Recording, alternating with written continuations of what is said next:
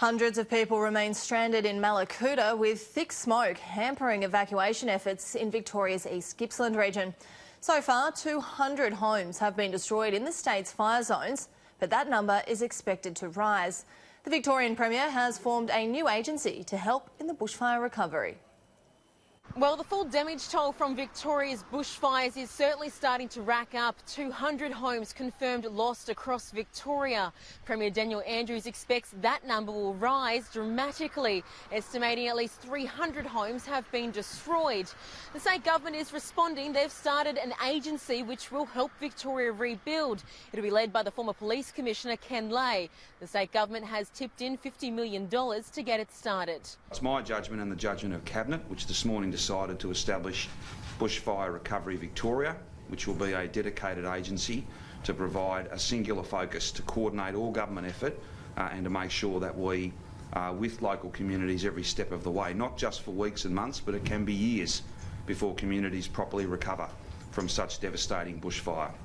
Thick smoke has plagued efforts to remove the last 300 people stranded at Mallacoota, grounding aircraft at the RAF Airbase at East Sale. I know for Mallacoota people, we've got 300 people who didn't register for the ship first off, wanted to get on the aircraft, and now they're smoked in. They've got a choice today to take up the offer of the boat, and people are being talked to today, or staying and hoping the smoke clears sometime in the next couple of days. Today's calmer conditions has provided some reprieve for firefighters, but authorities warn the danger is far from over.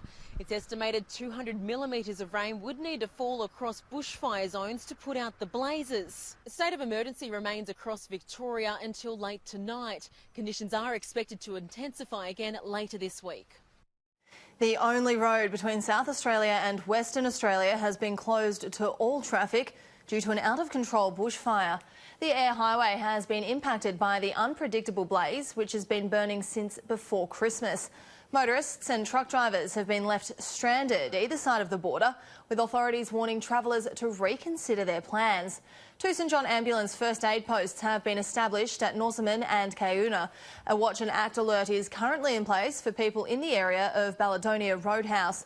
Erratic fire behaviour and unstable weather conditions are affecting the intensity of the blaze.